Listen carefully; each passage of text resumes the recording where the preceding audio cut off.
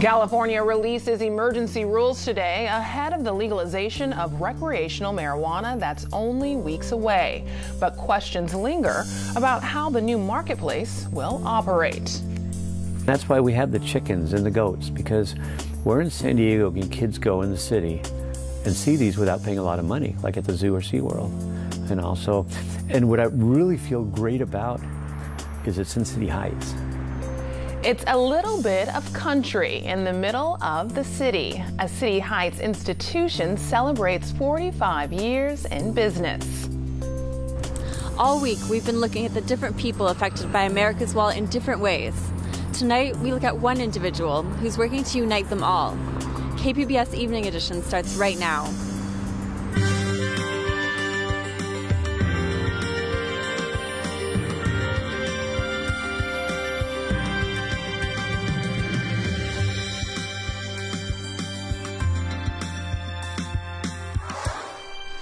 Good evening and thanks for joining us. I'm Ebony Monet. San Diego Mayor Kevin Faulconer is moving forward with an alternative energy program called Community Choice. KPBS Metro reporter Andrew Bowen says environmentalists are celebrating. A community choice energy program would give city officials more authority over electricity rates and renewable energy goals. San Diego's Climate Action Plan requires the city to get all its electricity from renewable sources by 2035. A study released this summer found community choice could provide cheaper and greener electricity than SDG&E. The mayor announced Friday that he's directing staff to put together a community choice business plan. Nicole Capritz of the nonprofit Climate Action Campaign says that's a victory. We commend the mayor's leadership because we're confident that once the business case is done, it will show that community choice is the best pathway forward to reach 100% clean energy, and it will cement the mayor's legacy as a climate champion. Now, community choice is not a done deal. It still needs an implementation plan and approval from the city council. City staff say they're also analyzing a plan by SDG&E that the utility says will help the city achieve 100% clean energy. The utility's proposal has not yet been released to the public. Andrew Bowen, KPBS News. Camp Pendleton and Navy Base San Diego have among the highest rates of sexual assaults reported to the military among Marine Corps and Navy bases worldwide. That's according to a Department of Defense report released today. Between 2013 and 2016, each of the stations had more than 600 reported assaults each. The military estimates that reporting of such assaults has increased dramatically in recent years. Some early ground rules are now in place for when recreational marijuana becomes legal in January. The state needed to set up the guidelines in order to begin issuing licenses to growers and sellers. The new set of rules covers testing, growing, and distribution of marijuana.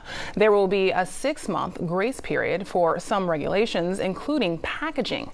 A universal tracking system is still in development. The proposed border wall construction plan includes 14 miles of fencing in San Diego. For locals whose lives have been defined by this fence, it's more than just a construction project. It's personal and potentially life-changing. KPBS Frontiers reporter Jean Guerrero sought out people whose futures are tangled with the borders. She joins us from the port of San Ysidro with more. Jean? Hi, Ebony. So our reporting on America's Wall has shown it's a divisive topic. For the final part of our series, we look at a man who's trying to turn the wall into a symbol of unity. Here's his story.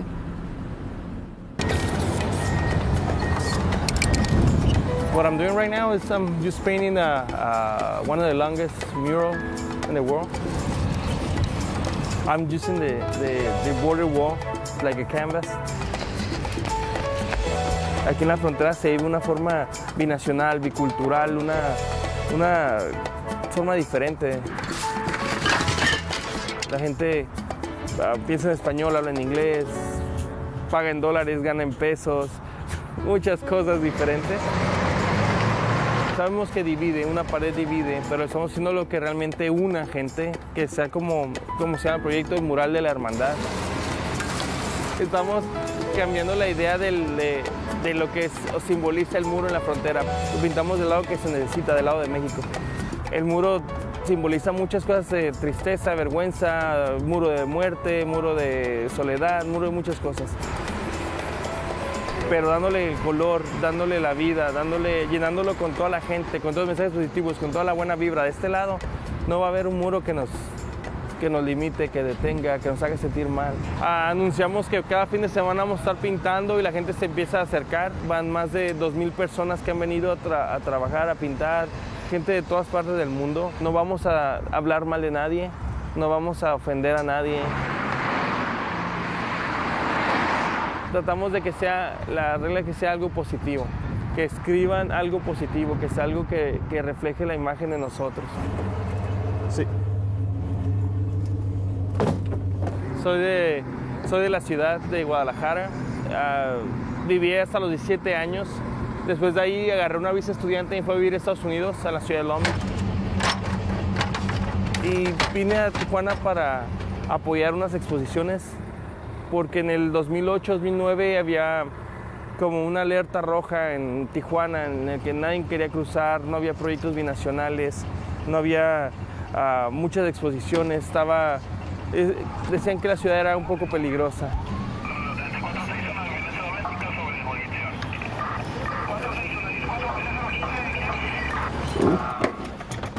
Y lo que hice yo fue tratar de hacer un proyecto con la ciudad, con el municipio, para hacer un poco más de movimiento cultural. Pues digo, un sueño americano, es toda América, pues, pero la gente piensa que el sueño americano nada más se vive en Estados Unidos. También de este lado hay sueños, también de este lado se puede vivir, también de este lado hay muchas cosas que tú puedes crear y cambiar el mundo. If I had a chance to speak with Donald Trump, I will invite him to paint. You know, I respect what he's doing. I'm saying that he's the president now. He has to do what he has to do. Escuché de algunas partes que va a cambiar y otras que donde no hay muro que va a poner y que voy a pintar. Pero no dudo que lo quiera quitar. Todos los artistas que pintamos en la calle, que pintamos algo, sabemos que es efímero. Sabemos que todo mural externo se va a caer. La lluvia, el sol, sabemos que en su momento va a caer. Pero en su momento de trabajo hemos logrado hacer un cambio, hemos logrado hacer que todo esto sea posible, que la gente se una, que la gente venga y pinte. Y es un recuerdo que se va a quedar para la historia. So, Jean, we're hearing all this discussion and debate about the additions to the border wall, but is this wall really going to be built? So the only part of the wall that we currently have funding for is the reconstruction plans for 14 miles of fencing that currently exist here in San Diego. There's funding to rebuild those, which is expected to start sometime next year. But as far as expanding the wall, as far as making it longer, there's still no funding for that. So it entirely depends on whether the administration can get funding from Congress. Very interesting. Jean Guerrero at the Port of San Ysidro, thank you very much. America's Wall is a collaboration with iNewsSource, an independent nonprofit partner of KPBS. For the full series on America's Wall, go to our website, kpbs.org or inewssource.org. President Trump's promise of a new border wall. We dive into this week's special investigative series by KPBS and iNewsSource. What does the data tell us? What are the political challenges and who has most at stake? Join us for the roundtable tonight at 8:30.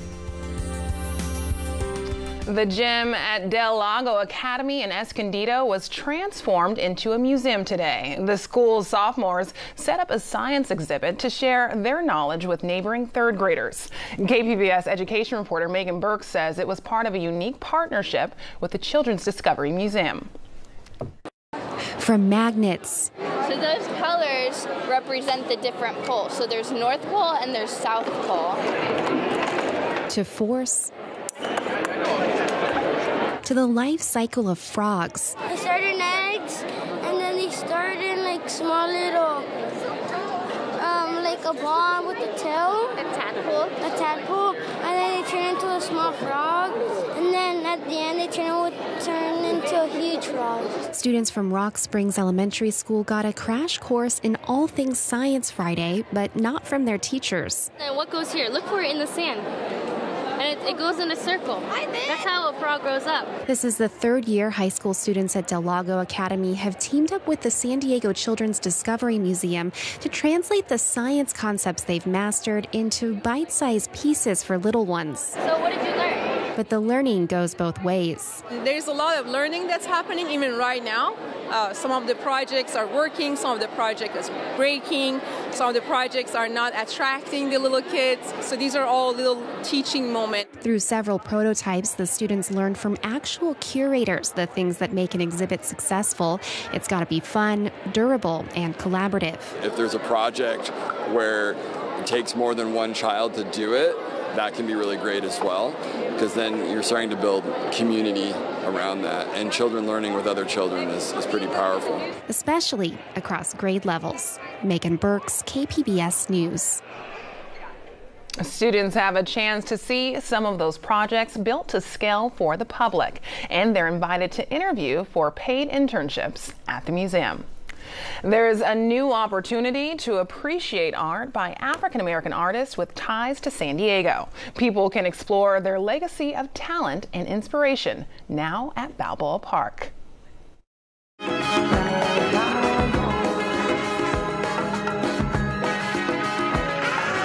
With platforms such as the cover of Marvin Gaye's 1976 I Want You album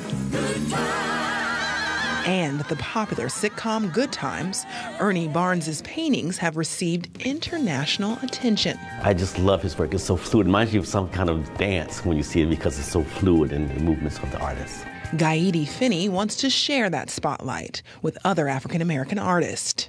I want to make a difference in arts, and I want to inspire not just black people, but all people to see how great we can be. Finney is the executive director of the San Diego African American Museum of Fine Arts, which is currently exhibiting Legacy in Black. We want people to collect art. We want people to see it and visualize it and know how important it is to our culture to really look and have this in our history. It's important, very important. It's the reason that we exist. The exhibit at the San Diego History Center features paintings, sculptures, and other displays of fine art created by African-American artists who are either from San Diego or have strong ties.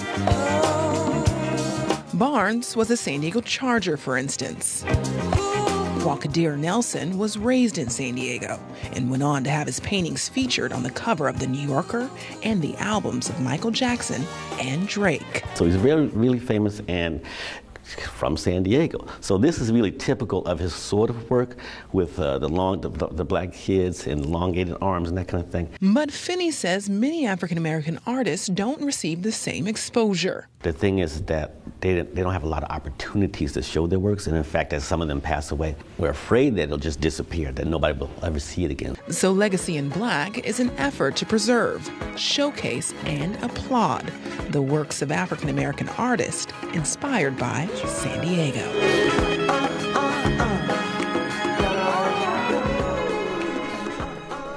Legacy in Black runs until April 15th and features the work of 7 artists in all. There's also a video presentation offering some historic context. There's another exhibit opening this weekend at the San Diego History Center. After enjoying Legacy in Black, you can take in exquisite views. It's described as a collection of historical San Diego art that have been rarely, if ever, shown in public. I'm Hari Srinivasan. Tonight on the NewsHour, casualties of war, a new investigation into the number of civilians killed by U.S. airstrikes. Coming up at 7, right after Evening Edition on KPBS. A break from the heat brought some San Diegans out to play today. We caught San Diego Fire Rescue members taking a break playing Frisbee near the County Administrative Building this morning.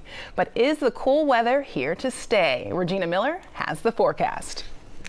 Well, we did end up with some rain showers around for the morning hours, which started to dissipate. And as we take a wider look at the area here, you can see how things kind of falling apart. The showers that went through Southern California and went into western Arizona. Now, for the overnight hours, we'll just have a partly cloudy sky with an overnight low of 58 degrees. Into San Diego County here, Borrego Springs, 54. Mount Laguna, 40 degrees with a partly cloudy sky. Oceanside, 48 degrees and partly cloudy. As we head through the weekend here, we're going to see an area of high pressure aloft that's going to build in.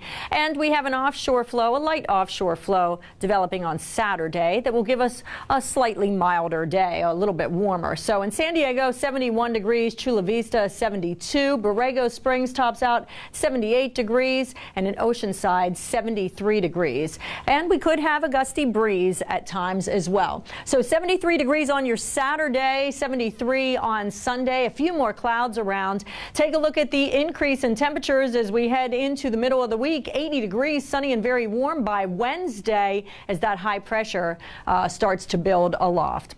As we head into your Saturday inland locations, we'll have a gusty breeze at times, mostly sunny, a little warmer, a temperature of 78. We have partly sunny skies, so a few more clouds on Sunday. By the time we get to Tuesday, we're at 85, 92 on Wednesday. In the mountain locations, mostly sunny, a gusty breeze, 59 degrees for Saturday, 62 by Sunday, and partly sunny. By the time we head towards Wednesday, we start to warm things up to 72 degrees, so we do see a warm up there. And on Saturday in the desert locations, mostly sunny, nice, 78 degrees. We'll have a partly sunny sky on Sunday at 78. We warm things up. In fact, by the time we get to Wednesday, we're going to see those temperatures in the mid to upper 80s with sunny and hot conditions developing. I'm Regina Miller, KPBS News. How do you make a business last? To find out, KPBS reporter Taryn Minto headed to a place the owner calls a little bit of country in the heart of the city.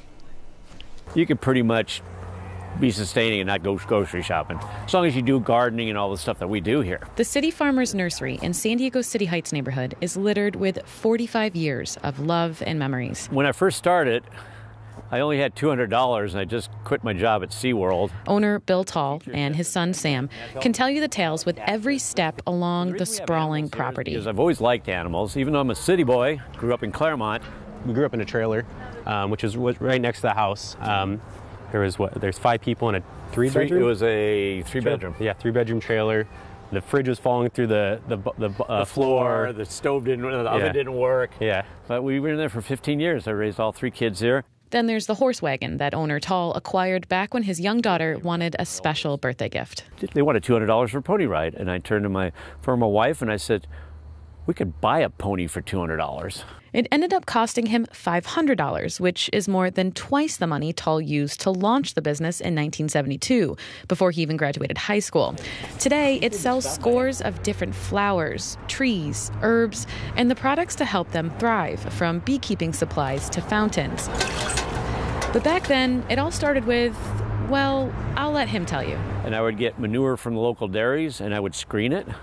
And then I'd go ahead and I would take the chunky stuff and put them in a flour sack from a Balboa bakery up the street here. I get all the old paper flour sacks and I put the chunky stuff in for roses and the fine stuff for lawns and gardens.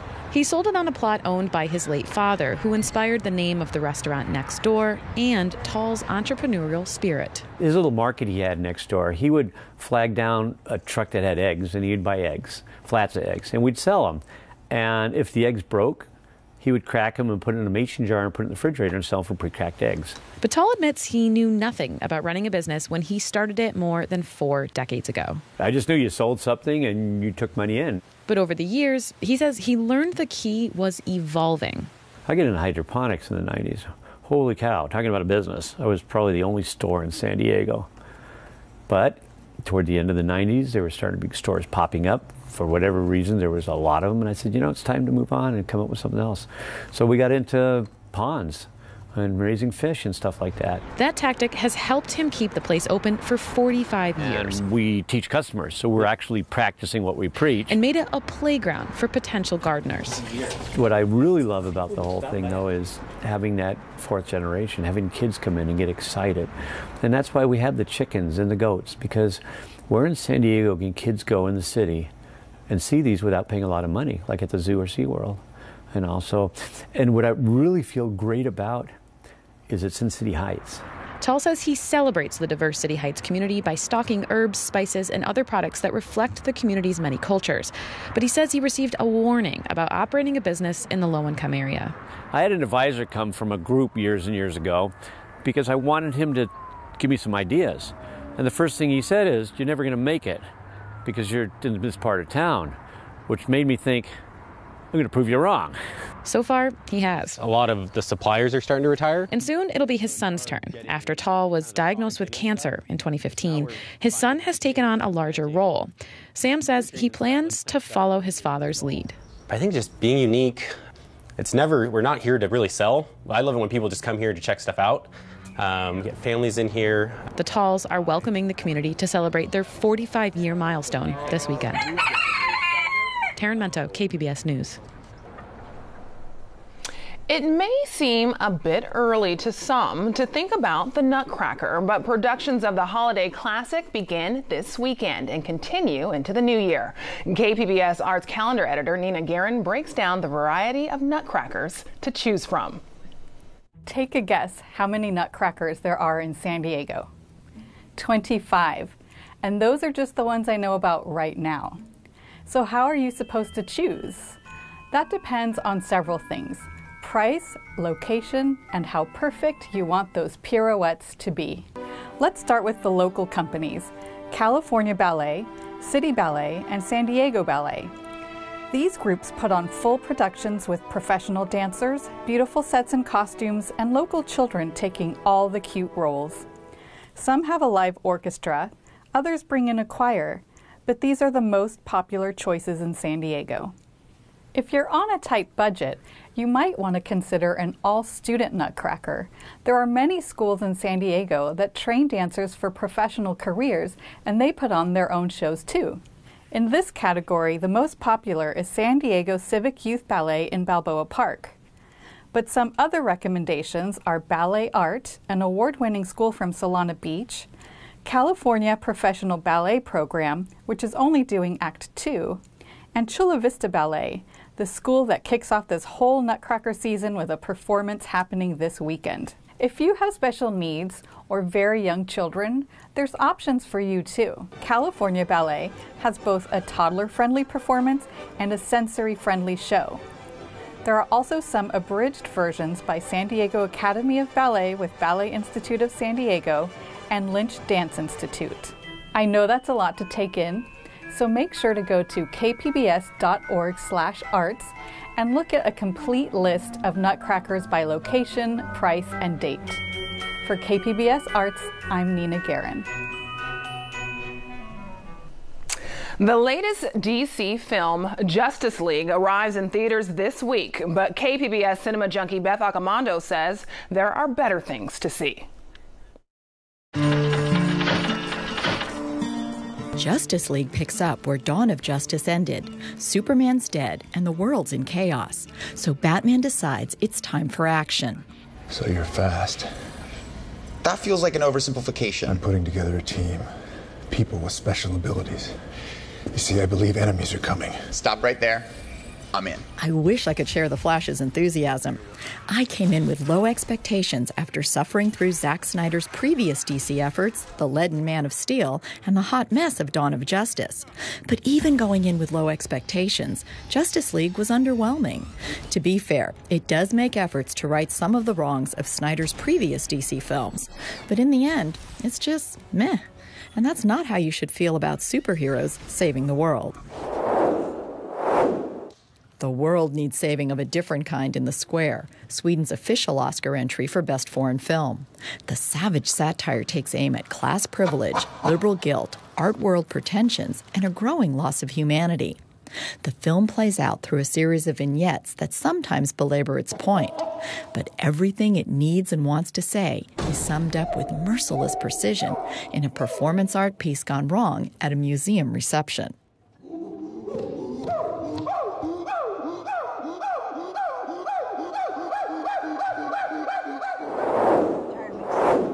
Also opening this week is Lady Bird, the directorial debut of actress Greta Gerwig. This piece of indie perfection focuses on a young woman trying to find her way in life. I want to go where culture is, like New York, or at least Connecticut or New Hampshire, where writers live in the woods. Get into those schools anyway. And arriving next week is 3 billboards outside Ebbing, Missouri. Why did you put up these billboards? My daughter Angela was murdered 7 months ago. It seems to me the police department is too busy torturing black folks to solve actual crime. The hell is this? Martin McDonough wrote the script for actress Frances McDormand, and she rips through the film with ferocious energy. This is the kind of female role that I want to see more of.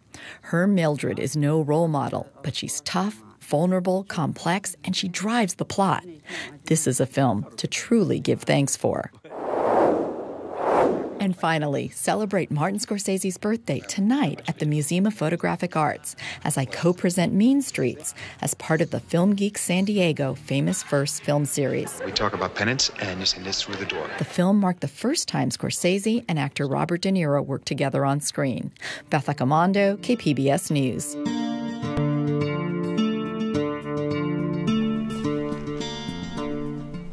And one more cultural event happening in San Diego. Tonight, an encore performance of Tanisha Harris's one-woman cabaret show, Josephine, paying tribute to singer, dancer, and international superstar, Josephine Baker. This is from last summer's performance at the San Diego International Fringe Festival. San Diego gets a last chance to see that at Spreckles tonight. And before heading off to the Canada and New York, here's Harris performing Minnie the Moocher. Thanks for joining us. Have a great weekend.